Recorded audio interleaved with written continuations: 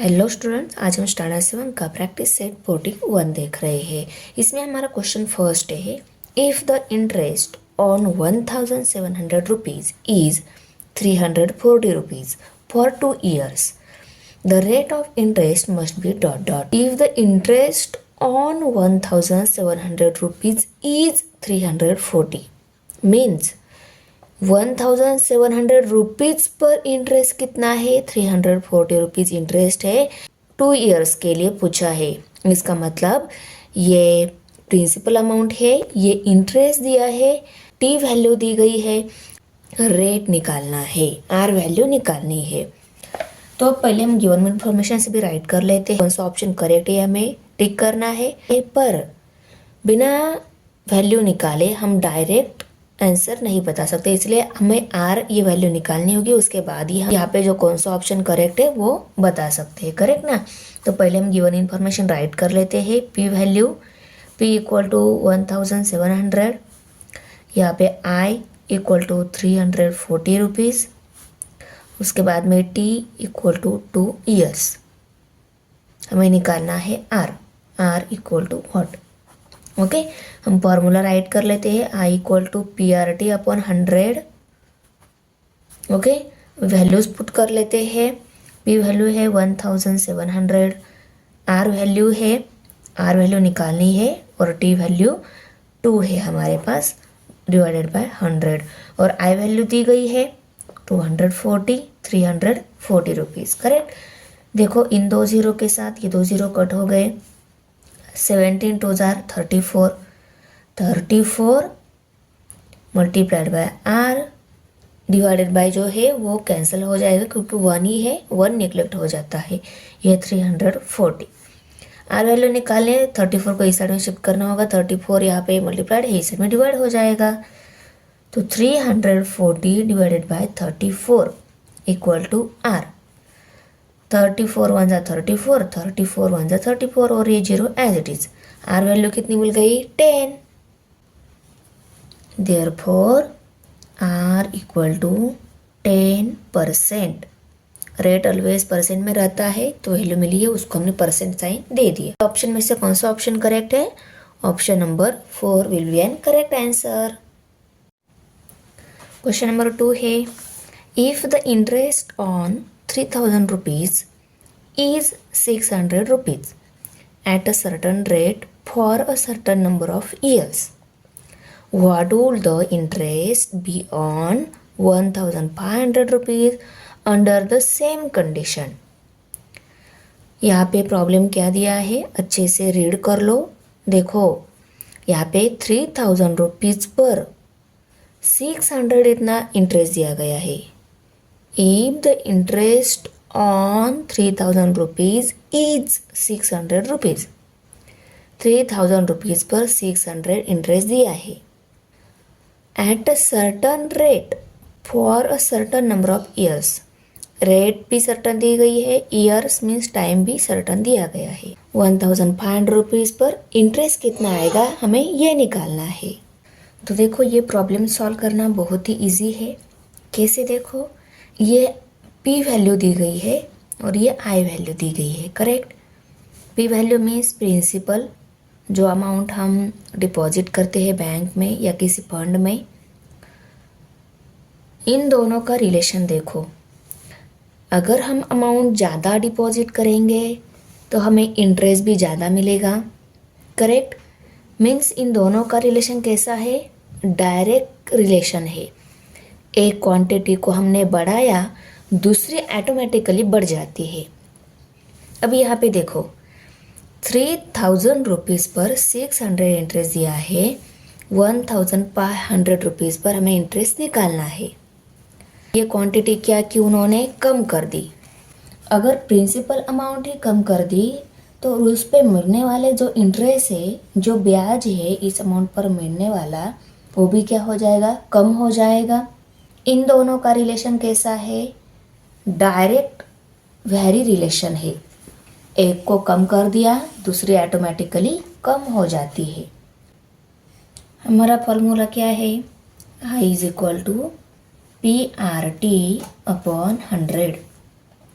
पर इस फॉर्मूले में कोई एक वैल्यू अगर हमें निकालनी है तो वो हम इस फॉर्मूले से इजीली निकाल सकते हैं, पर यहाँ पे हमें आर और टी ये दोनों वैल्यू निकालनी है तो इस फॉर्मूले से इम्पॉसिबल है। इसीलिए हम इस मेथड से इसको सॉल्व करेंगे कि ये दोनों डायरेक्ट वेरी हो रही है क्वांटिटीज, तो हम डायरेक्ट वेरिएशन रिलेशन से इसको सॉल्व करेंगे। I1 equal to 600 rupees when P equal to 3000। Principal amount कितनी है? अभी देखो I1 और I2 क्यों बोला हमने? क्योंकि दो I वैल्यू है, इसीलिए एक I वैल्यू दी गई है, दूसरी I वैल्यू हमें निकालनी है। और यहाँ पे P2 इक्वल टू 1500 और हमें क्या R and T remains the same. I and P यहाँ पे पहले क्या दिया है? P वैल्यू दी गई है, ये I वैल्यू है, तो P1 by I1 equal to P2 by I2। P1 value है हमारे पास, I1 वैल्यू भी है, P2 वैल्यू है, I2 वैल्यू हमें निकालनी है। करेक्ट, ये तीनों वैल्यू पुट कर लेते हैं, I2 वैल्यू हम इजीली निकालेंगे। 3000 रुपीज़, I1 वैल्यू कितनी है? 600 rupees equal to P2 value कितनी है? 1500 रुपीज़ और I2 वैल्यू हमें निकालनी है। चलिए I2 वैल्यू जो निकालनी है ना, वो न्यूमरेटर में जानी चाहिए। ये न्यूमरेटर में जाने के लिए पहले हम इस I2 को ही इस साइड में शिफ्ट कर देते हैं। I2 यहाँ पे डिवाइड है, इस साइड में मल्टीप्लाइड हो जाएगी। करेक्ट, तो उसको हम इस टाइप में लिख लेते हैं। Therefore 3000 multiplied by I2 divided by 600 equal to 1500। I2 equal to 1500 divided by 5। 5 1s are 5, 5 3s are 15 और ये 2 0 as it is. I2 value कितनी मिल गई? 300। तो दिए गए ऑप्शन में से हमारा option number 1 will be an correct answer. अगर ये क्वेश्चन आपने अगर ध्यान से पढ़ा तो आपको इस क्वेश्चन को पढ़ते ही आंसर मिल जाएगा। वो कैसे? देखो, यहाँ पे बोला क्या गया है, इतना 3000 रुपीज़ पर 600 इतना इंटरेस्ट है और यहाँ पे 1500 रुपीज़ पर इंटरेस्ट पूछा गया है। अमाउंट जो है प्रिंसिपल अमाउंट ये डायरेक्टली हाफ कर दी है, 3000 से 1500 कर दी है, तो इंटरेस्ट भी क्या हो जाएगा?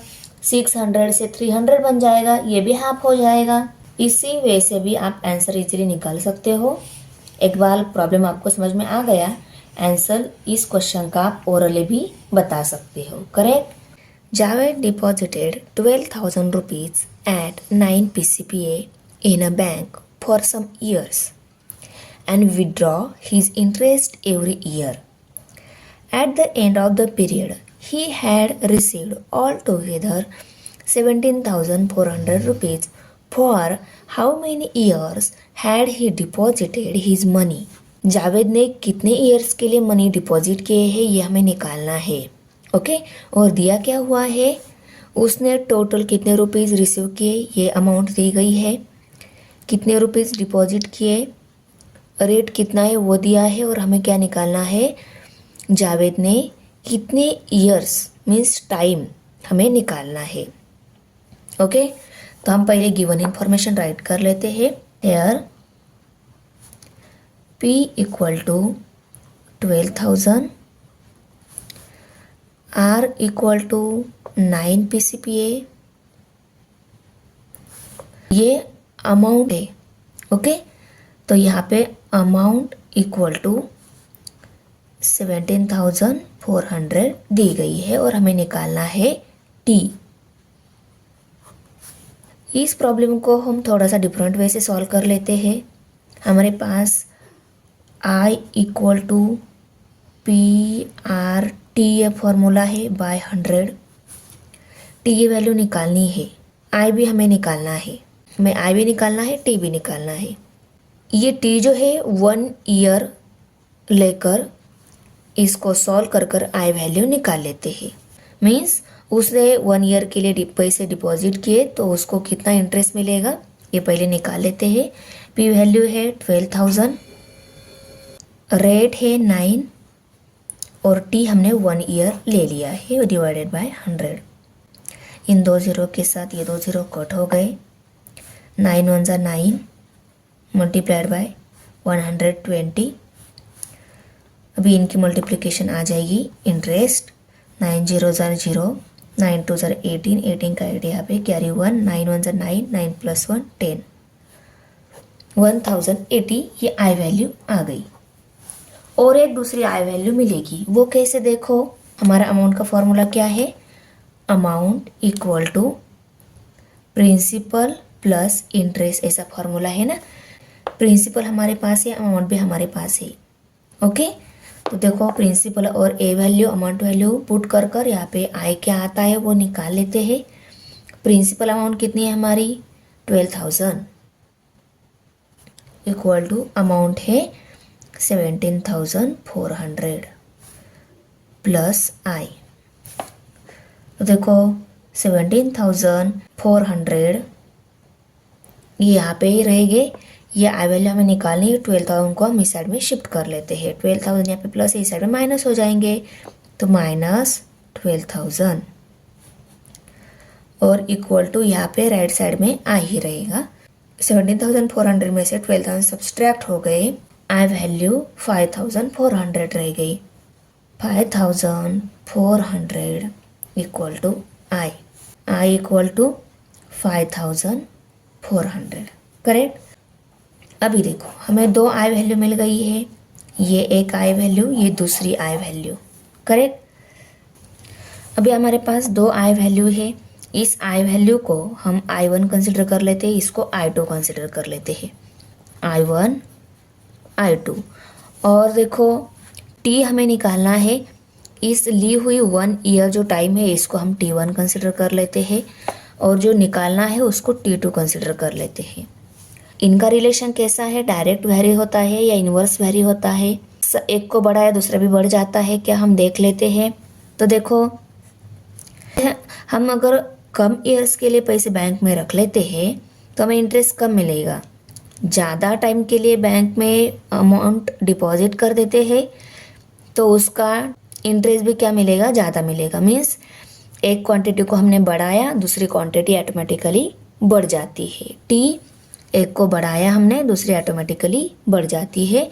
इंटरेस्ट अगर हमें ज़्यादा चाहिए तो ज़्यादा टाइम के लिए मनी डिपॉजिट करने होंगे, करेक्ट। मीन्स ये दोनों भी क्वांटिटी डायरेक्ट वैरी हो रही है। इनको हम कैसे सॉल्व कर लेते हैं, देखो अगर दो क्वांटिटी डायरेक्ट वैरी होती है तो उनका रेशो इक्वल रहता है, तो उसको हम कैसे लिख सकते हैं, I1 bye T1 equal to I2 bye T2। अभी इसको सॉल्व करते टाइम हम क्रॉस मल्टीप्लिकेशन कर लेते हैं इनकी। I1 multiplied by T2 equal to I2 multiplied by T1। I1 value हमें मिली है 1,080 रुपीज़, T2 वैल्यू हमें निकालनी है, I2 वैल्यू 5,400 और T1 वैल्यू हमने 1 ली थी, करेक्ट। अभी देखो T2 वैल्यू निकालनी है ना, इस 1,080 को हम इस साइड में शिफ्ट कर लेते हैं। 1,080 यहाँ पे मल्टीप्लाइड है, इस साइड में डिवाइड हो जाएंगे, तो यहाँ पे सिर्फ T2 रहेंगे। T2 equal to 5,400 multiplied by 1 divided by 1,080। Okay, ये जीरो के साथ ये जीरो कट हो गया। अभी हम 5,540 को राइट कर लेते हैं और यहाँ पे 1,008 है। 2 5 ज़ा 10, 2 4 ज़ा 8, 2 2 ज़ा 4, 5 में से 4 सब्सट्रैक्ट हो गए, 1 रह गए, 1 and 4 14 हो गए, 2 7 ज़ा 14 और ये जीरो एज इट इज़। अभी कितने मिल गए हैं, 270 डिवाइडेड बाय 54 T2। अभी ये दोनों भी फिर से 2 से डिवाइड हो जाते हैं। 2 2 ज़ा 4, 5 में से 4 सब्सट्रैक्ट हो गए, 1 रह गया, 1 and 4 14 हो गए, 2 7 are 14, 2 1 are 2, 2 3 are 6, 7 में 6 सब्सट्रैक्ट हो गए, 1 रह गया, 1 and 0 10, 2 5 are 10, कितने रह गए 135 डिवाइडेड बाय 27। अभी देखो 27 एंड 135 ये मल्टीपल नंबर है, 27 के टेबल में ही 135 आता है। 27 1 are 27, 27 5 are 135, तो T2 कितना मिल गया 5। और हमें यही निकालना था कि जावेद ने कितनी ईयर्स के लिए मनी डिपॉजिट किए हैं, तो टाइम 5 आ गया, मीन्स जावेद ने 5 ईयर्स के लिए मनी डिपॉजिट किए थे। Javed deposited the amount for 5 years.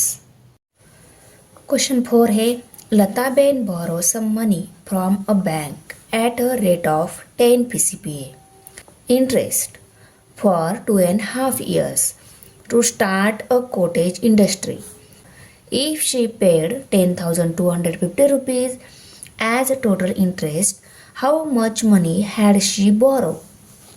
Lata Ben ने कॉटेज इंडस्ट्री स्टार्ट करने के लिए कुछ मनी बैंक से बोरो लिए हैं, ओके, और 10 PCPA रेट है उसका, और वो कितने ईयर्स के लिए लिए हैं 2.5 ईयर्स के लिए ले लिए हैं। और बाद में उन्होंने कितना इंटरेस्ट पेड किया 10,250 इतना इंटरेस्ट पेड किया। गिवन इंफॉर्मेशन हम राइट कर लेते हैं here R equal to 10 PCPA,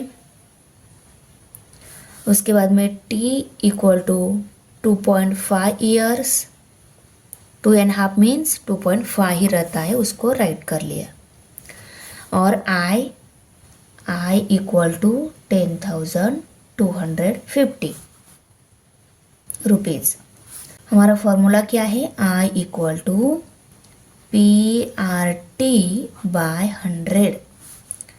अभी देखो सभी वैल्यूज पुट कर लेते हैं, P निकालना है, P को एज इट इज राइट कर लेते हैं, R 10 है, T 2.5 है, 100 है यहाँ पे, और I वैल्यू दी गई है 10,250, ओके।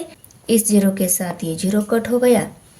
अभी इस 2.5 को हम 25 बना लेते हैं, 2.5 को हमें 10 से मल्टीप्लाइड करना होगा, तो P multiplied bye 2.5 multiplied by 10 divided by 10। ऊपर 10 से मल्टीप्लाई कर लिया, नीचे भी 10 से मल्टीप्लाई कर लिया। ये 10 जीरो कट होने के बाद जो रहेगी ना वो 10 है, सिर्फ ये दोनों 10 ऊपर नीचे हमने मल्टीप्लाई कर लिए हैं। तो 2.5 25 बन जाएगा, P multiply by 25 divided bye 100। इनकी मल्टीप्लिकेशन आ गई 25, इनकी मल्टीप्लिकेशन आ गई 100। 25 1 are 25, 25 4 are 100, 10,250, 10,250 equal to P by 4 है, करेक्ट। P वैल्यू निकालनी है, 4 को हम इस साइड में शिफ्ट कर देते हैं, 4 यहाँ पे डिवाइड है, इस साइड में मल्टीप्लाइड हो जाएंगे, तो 10,250 multiplied by 4 equal to P। 4 0s are 0, 4 5s are 20, 20 का जीरो यहाँ पे कैरी 2 आ गया, 4 2s are 8, 8 प्लस 2 10 हो गए, 10 का जीरो यहाँ पे कैरी 1, 4 0s are 0, 0 प्लस 1 1 हो गए, 4 1s are 4, means principal amount कितनी मिल गई हमारी 41,000। Lata ben had borrow rupees 41,000। Number 5 है fill in the blanks in the table below. इस टेबल में जहाँ पे ब्लैंक्स फिल नहीं की गई है वो ब्लैंक्स में फिल करनी है, तो उसके लिए हमें सॉल्व करके वैल्यूज़ निकालनी होगी। पहले यहाँ पे प्रिंसिपल अमाउंट दी गई है, रेट ऑफ इंटरेस्ट दिया है, टाइम दिया है, इंटरेस्ट निकालना है और अमाउंट भी निकालनी है, ओके। तो हमारे पास I equal to PRT by 100 ये फार्मूला है, इसकी हेल्प से हम equal to 4,200, R equal to 7 दिया है, T equal to 3, okay, I equal to PRT by 100। हमें यहाँ पे I निकालना है और अमाउंट भी निकालनी है, ये दोनों वैल्यूज निकालनी है।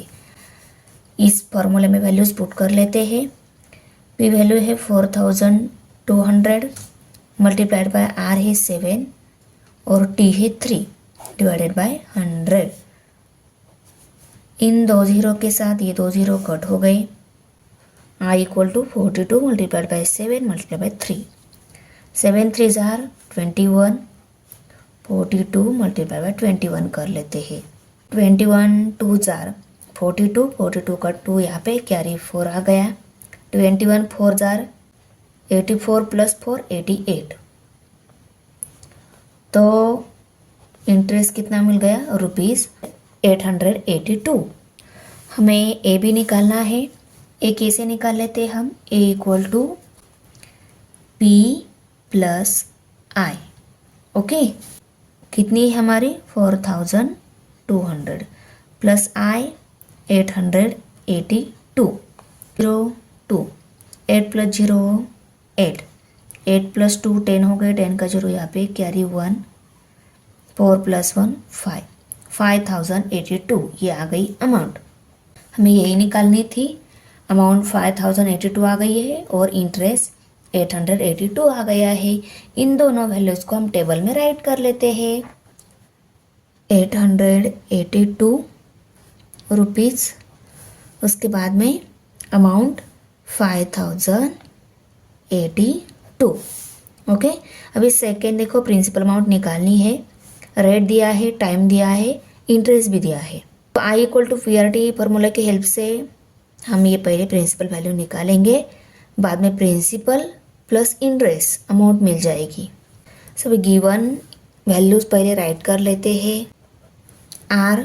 आर दिया है 6, टी दिया है 4, आई दिया है 1200।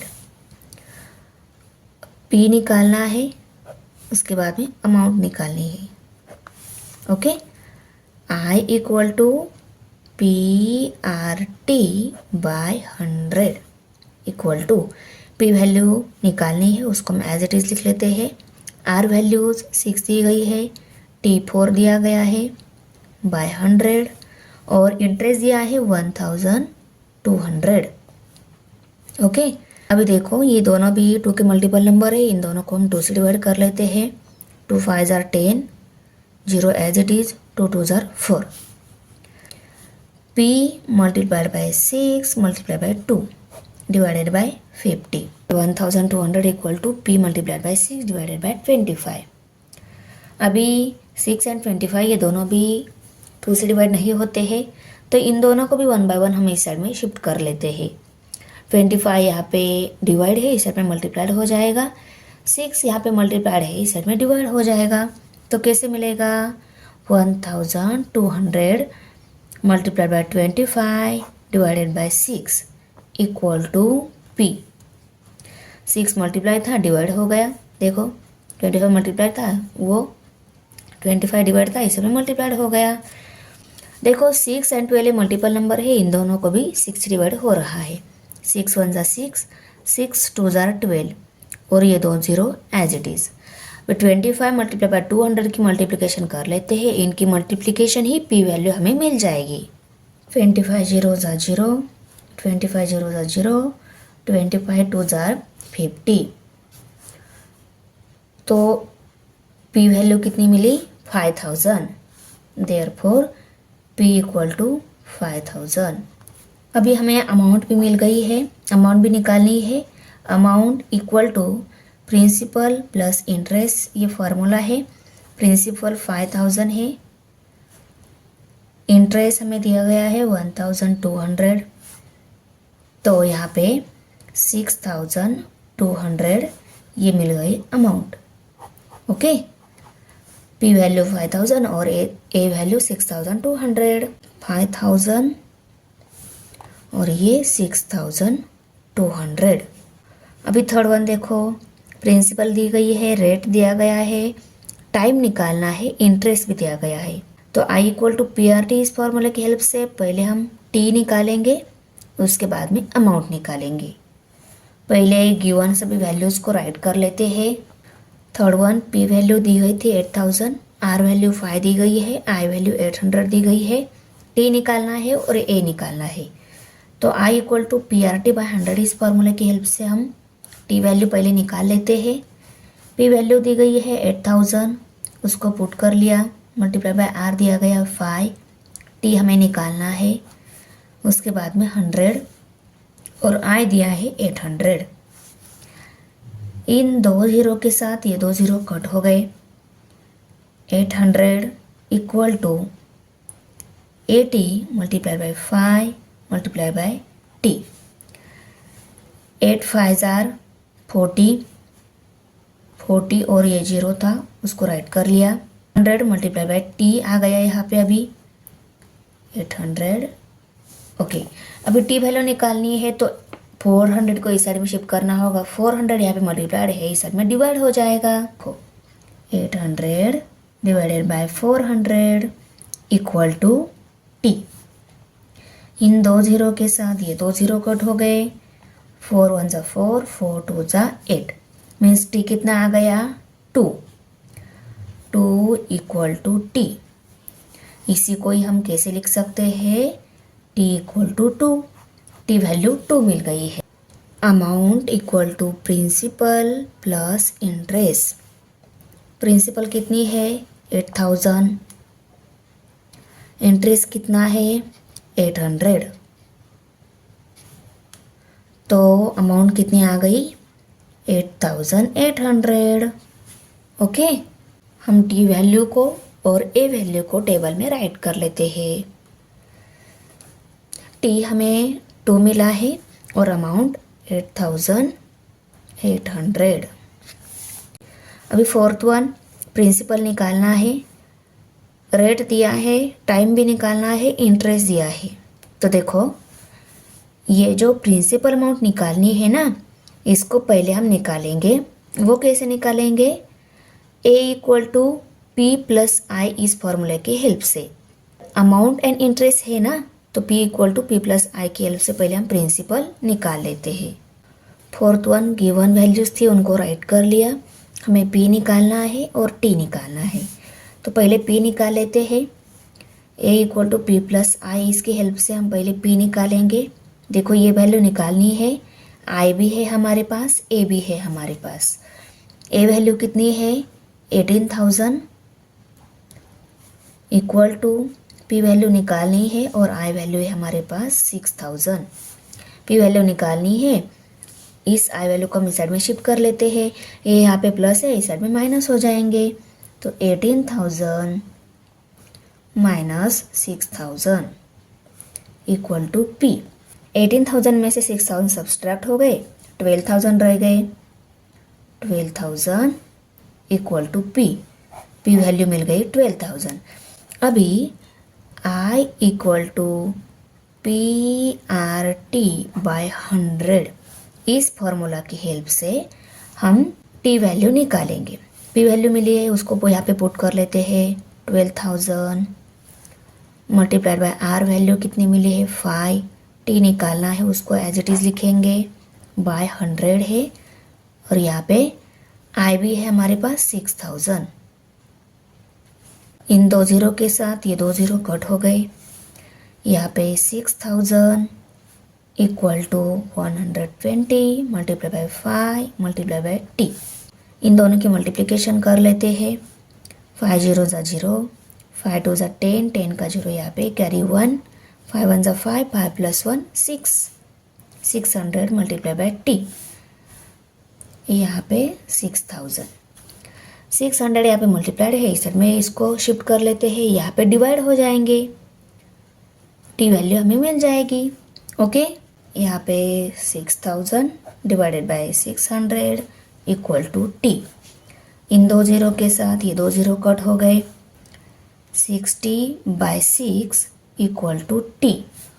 6 1 जा 6, 6 10 जा 60। तो टी कितनी मिल गई 10 और पी कितनी मिल गई 12000। ये 12000 और ये 10। पी निकालना है, ए निकालना है। पहले गिवन वैल्यूज़ को राइट कर लेते हैं। तो हमें आर वैल्यू 2.5 दी गई है, टी 5 दिया गया है, आई 2400, ए निकालना है, पी निकालना है। पहले हम पी निकाल लेते हैं, सभी वैल्यूज़ पुट कर लेते हैं। आई वैल्यू 2400 दी गई है, इक्वल टू पी निकालना है, पी को हम एज इट इज़ राइट कर लेते हैं। आर 2.5 दिया है, 2.5 मीन्स 2.5 रहता है, करेक्ट। मल्टीप्लाई बाय टी 5 है, उसको राइट कर लिया, डिवाइडेड बाय 100, ओके। 5 1 ज़ा 5, 5 2 ज़ा 10 और ये 0 है as it is. 2400 equal to, अभी इस 2.5 को हम 25 बना लेते हैं, हमें कैलकुलेशन इजी जाए इसलिए। तो हमें न्यूमरेटर और डिनोमिनेटर दोनों को 10 से मल्टीप्लाई करना होगा। तो हम ऊपर और नीचे दोनों जगह 10 से मल्टीप्लाई कर रहे हैं। देखो ऊपर किया, नीचे भी किया, नीचे 20 भी है। अब यहाँ पे देखो p मल्टीप्लाई बाय 2.5, सॉरी यहाँ पे 25 बन जाएगा। ये इन दोनों की मल्टीप्लिकेशन 25 आ गई, divided by 20 multiply by 10, okay. ये दोनों भी 5 से डिवाइड हो जाते हैं। 5 2 ज़ा 10, 5 5 ज़ा 25, ऊपर 5 नीचे 2, 19,200 एंड 21,600, ओके।